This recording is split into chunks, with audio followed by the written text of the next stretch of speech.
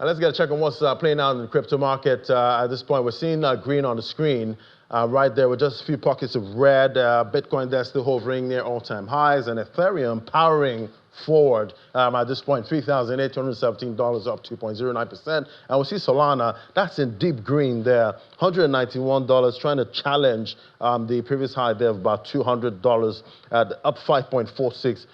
Cardano is also way up there, deep in the green. So Tron, that's having a pullback right there in the market. Ben, we're going to be talking a lot about what played out over the weekend there with President Trump signing that the landmark bill there to regulate cryptocurrency, hailing the exciting new frontier that's for the technology. One day after the bill was passed, by the House. Joining us to unpack this now, we have Buki Ogunsakin. She's the principal head at Satoshi BBO Solicitors. Great to have you on the show. Good afternoon.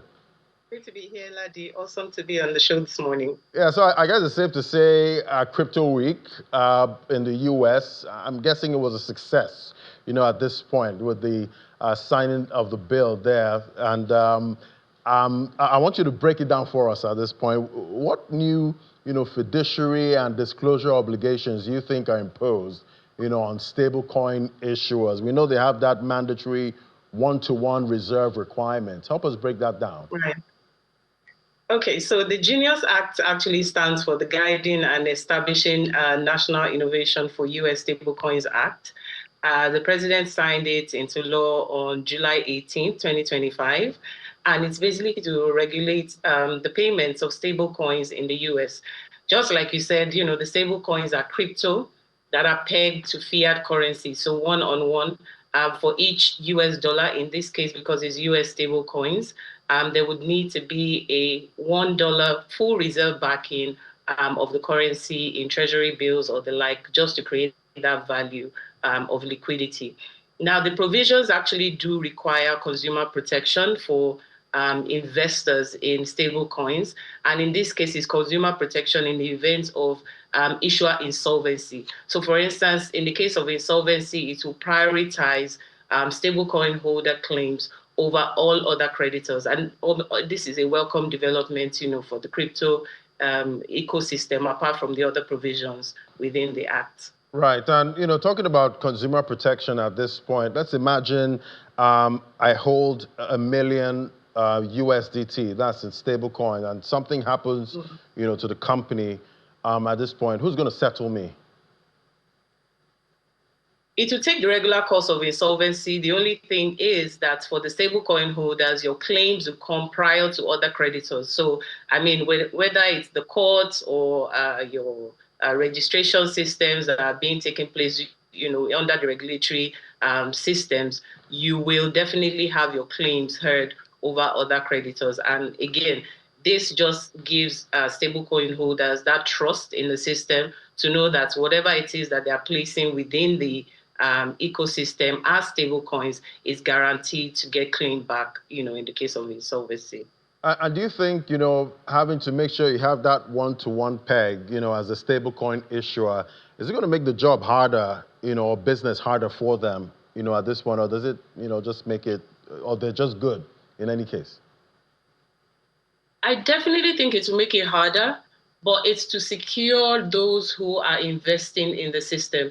First of all, crypto is a very sensitive ecosystem.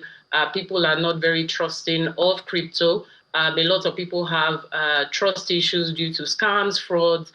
There's money laundering issues within the crypto ecosystem. So if you're saying that you have stable coins, within the system, you have to ensure that that liquidity is backed. You're not just dealing with digital currency that has no value. So the authorities in this case now need to ensure that the regular audit systems, the reporting systems, which are actually very, very strict under the Genius Act, have to be taken in place. They have to ensure that they are auditing regularly. I believe under the Genius Act, it should be a monthly reporting system. And they also have very, very stringent rules in place. you have, I think it's $1 million and then $5 million at the state level and at the federal level for criminal penalties for those who don't adhere to those reporting processes. There's also 10 years imprisonment and also 20 years imprisonment. So they're taking it quite seriously for the reporting processes and to ensure that whatever you're reporting, you actually do have those figures in real life value. Right. We've had that argument, from some quarters that, cryptocurrencies kind of aid, money laundering and, helping, bad actors to mask, some of their activity. Do you think this act sufficiently addresses, anti-money laundering and sanctions compliance? Yes, I do. Actually, it's one of my favorite aspects of the law. So the Genius Act actually aligns with the Bank Secrecy Act. And what it states in the Genius Act is that the guidelines for anti-money laundering protections that are stated within the Bank Secrecy Act must be adhered to by the stablecoin issuers under the Genius Act. So what does this mean?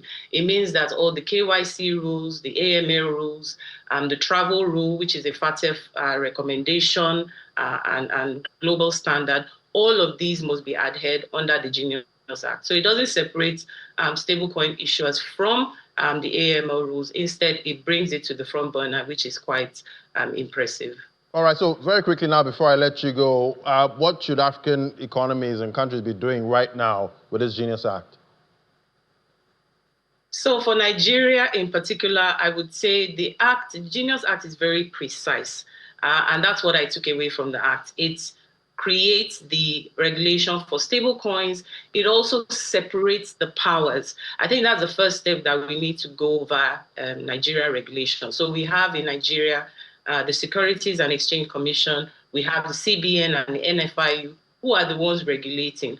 Under the ISA 2025, it does state that SEC will have oversight authority over virtual and digital assets, but it doesn't specify for stablecoin holders. In the US, what they've done is to separate that to make sure that Bitcoin and the like is under commodities, to make sure that investments are under SEC, and then to separate stablecoins as being under the OCC. So I see that Nigeria should take a step in that right direction for CBN to take regulatory oversight over stablecoins, separate that from the current virtual digital assets which are under SEC, and then have that oversight function, because stablecoins are quite different in practice and in theory. And so if we have CBN taking that oversight, it's a payment on and off ramp opportunity. It will be better for the economy generally. All right, so much to unpack there. Thank you so much. It was great having you, Buki Ogunsakin, the principal head, Satoshi, BBO Solicitors. Thank you for coming on today. All right, thank you.